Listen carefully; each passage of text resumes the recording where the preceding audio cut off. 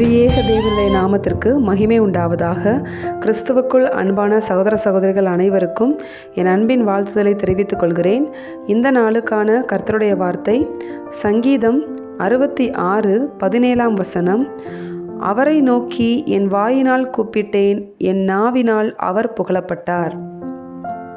தாவீது சொல்லுகிற ஒரு வார்த்தை. தாவீது என்ன சொல்றாரு பாருங்க, அவரை நோக்கி என் வாயினால் கூப்பிட்டேன், என் நாவினால் அவர் புகழப்பட்டார். அப்போ 2 காரியத்தை தாவீது இந்த இடத்துல செய்திருக்கிறார். ஒன்று கூப்பிட்டு இருக்கிறார், அடுத்தது புகழ்ந்திருக்கிறார், ஆண்டவரை புகழ்ந்திருக்கிறார். இது 2 காரியத்தையுமே தாவீது செய்திருக்கிறார். தாவீதுடைய வாழ்க்கையில் பார்க்கும்போது அநேக சத்துருக்கள் எழும்பி அவரை சூழ்ந்து கொண்டதை நம்மளால் பார்க்க முடியும். அநேக இக்கட்டுக்கள், அநேக கஷ்டங்கள், போராட்டங்கள், யுத்தங்களை சந்தித்த ஒரு மனுஷன்தான் தாவீது. அப்படிப்பட்ட மனுஷனாக அவர் வாழ்ந்து வந்துட்டு இருக்கும்போது அவர் எல்லா இடத்துலையும் தன்னை எப்படி தேற்றிக்கொண்டார், எப்படி விடுவிக்கப்பட்டார் அப்படின்னு பார்க்கும்போது அவர் தேவனை மாத்திரம் நம்பியிருந்து, தேவனை சார்ந்திருந்து, தேவனை நோக்கி கூப்பிட்டார். ஒவ்வொரு சூழ்நிலையிலையும், அதாவது அவர் நல்லா இருக்கும்போதும் தேவனை தான் நோக்கி கூப்பிட்டார். அவர் கஷ்டமான சூழ்நிலையில், போராட்டத்தில், பயங்கர போராட்டமான ஒரு கடினமான சூழ்நிலையில் இருந்த போதும் கூட தேவனை தான் நோக்கி கூப்பிட்டார். அப்படி கூப்பிட்ட தாவீது ஒவ்வொரு தடவையும் தேவனால் விடுவிக்கப்பட்டார், தேவனால் காப்பாற்றப்பட்டார். தேவன் அவருக்கு அதிசயத்தை விளங்க பண்ணினார். ஒவ்வொரு தடவையும் அதிசயத்தை விளங்க பண்ணினார், அவரை நடத்தினார், அதிசயத்தை செஞ்சார், வழி நடத்தினார், போஷிச்சார், பாதுகாத்தார், விடுவித்தார்.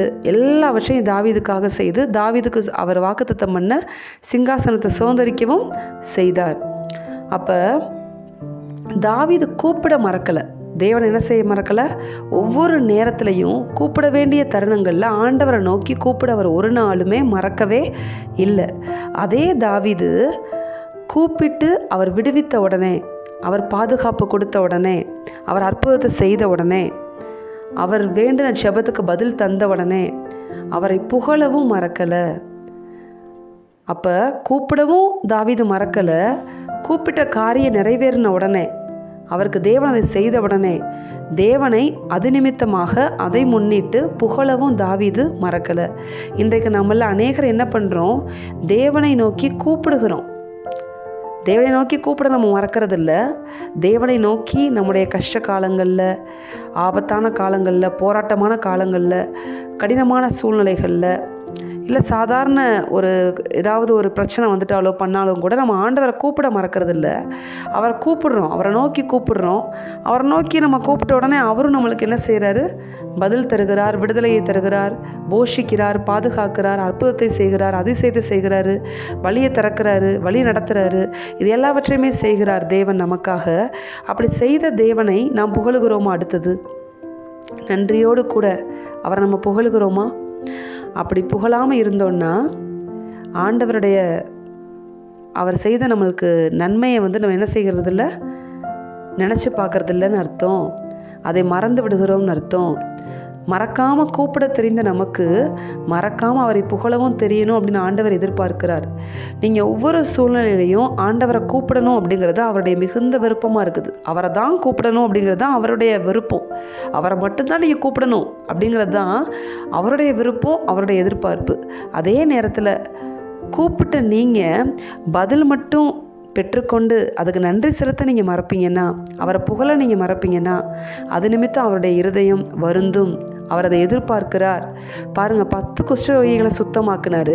சுத்தமாக்கிட்டு ஒரே ஒரு குஷ்டரோகி மாத்திரம் தேவனுக்கு நன்றி செலுத்துறதை நம்மளால் பார்க்க முடியும்.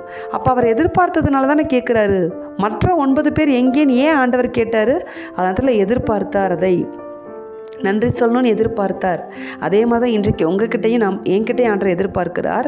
நீங்கள் கூப்பிடும் போதெல்லாம் நான் பதில் தர்றேன்ல, நடத்துகிறேன்ல, வழியை திறக்கிறேன்ல, போஷிக்கிறேன்ல, விடுவிக்கிறேன்ல, எல்லாவற்றையும் நான் உனக்காக செய்கிறேன்ல, பார்த்து செய்கிறேன்ல.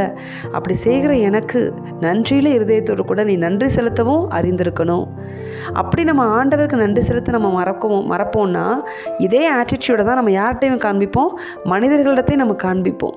அதனால தான் ஆண்டவர் சொல்லுகிறார், என்னிடத்துல நன்றியாகவும் நீ இருக்கணும், கூப்பிட தெரிந்த உனக்கு நன்றி செலுத்தவும் தெரியணும்.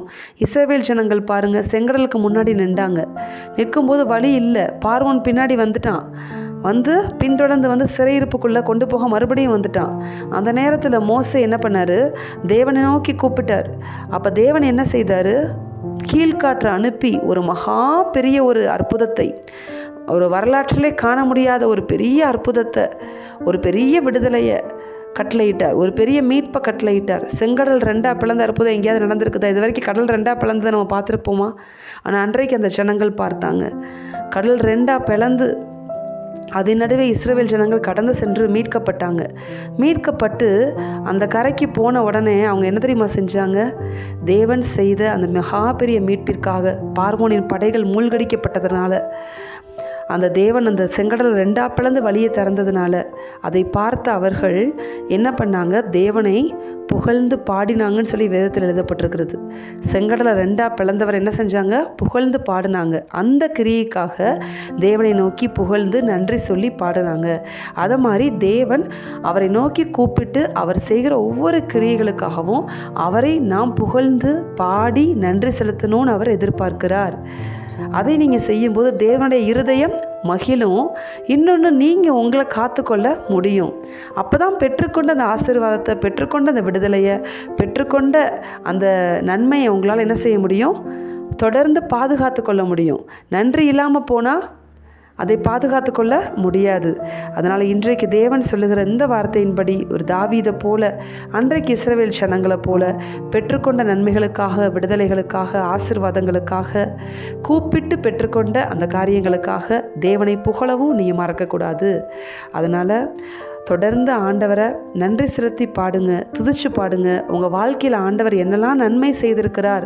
உங்கள் வாழ்க்கையில் திடீர்னு ஏதோ ஒரு காரியம் தடைப்பட்டு நிற்கிது, கிரியைகள் நடக்காமல் இருக்குது அப்படிங்கிற சூழ்நிலை நீங்கள் நிற்கும்போது கொஞ்சம் உட்கார்ந்து உங்கள் வாழ்க்கையில் முன்னாடி ஆண்டவர் என்னெல்லாம் செய்தாரோ அதை யோசித்து பார்த்தீங்கன்னா, அந்த நேரத்தில் நீங்கள் அதற்காக நன்றி செலுத்துனீங்கன்னா, இப்போ நீங்கள் இருக்கிற அந்த பிரச்சனையில் கண்டிப்பாக அந்த பிரச்சனையில் உங்களுக்கு வழி செய்து உங்களை விடுவித்து உங்களை பிளஸ் பண்ணி நடத்தினவர் இந்த பிரச்சனையிலையும் உங்களை விடுவித்து என்ன செய்வார்? வழியை திறந்து நடத்த போதுமானவராய் இருக்கிறார். அன்றைக்கு உங்களுக்கு மாறாதவராக இருந்தவர் இன்றைக்கு இந்த பிரச்சனையிலையும் மாறாத வல்லமையோடு கூட தான் இருக்கிறார். அதனால் சோர்ந்து போகாதீங்க. ஆண்டவரை கூப்பிடவும் மறக்காதீங்க. அதே நேரத்தில் அவரை புகழவும் மறக்காதீங்க. அவர் செய்த கிரியைகளை நினைத்து பார்த்து அவருக்கு நன்றி செலுத்தி அவரை புகழ்ந்து பாடவும் ஒரு நாளும் நாம் மறந்து போகக்கூடாது. நம்மை தேவன் இந்த வார்த்தையின்படி ஆசீர்வதிப்பாராக. நாம் ஜெபிப்போம். எங்கள் அன்பின் பரலோக பிதாவே, நீர் கொடுத்த இந்த வார்த்தைகளுக்காக உமக்கு கோடான கொடி ஸ்தோத்திரம், கோடான கொடி நன்றியப்பா. ஆண்டவரே, ஒவ்வொரு சூழ்நிலைகளையும் ஆண்டவரே நாங்கள் உம்மை நோக்கி கூப்பிட கர்த்தர் எங்களுக்கு கிருபை கொடுங்க. அப்படியே கூப்பிட்டு நீர் விடுதலை தருகிறீர், பாதுகாப்பு தருகிறீர், ஆசீர்வதிக்கிறீர், பலப்படுத்துகிறீர், எல்லாவற்றையும் எங்களுக்காக செய்கிறீரப்பா. நீர் அப்படி கூப்பிட்டு செய்து முடித்த கிரியைகளுக்காக நாங்கள் நன்றி செலுத்தவும் உங்களை புகழவும் மறக்காமல் இருக்கத்தக்க ஒரு நன்றியுள்ள இருதயத்தை எங்கள் ஒவ்வொருவருக்கும் இந்த நாளில் கொடுப்பீராக. இயேசுவின் நாமத்தில் ஜெபிக்கிறோம் பிதாவே, ஆமென்.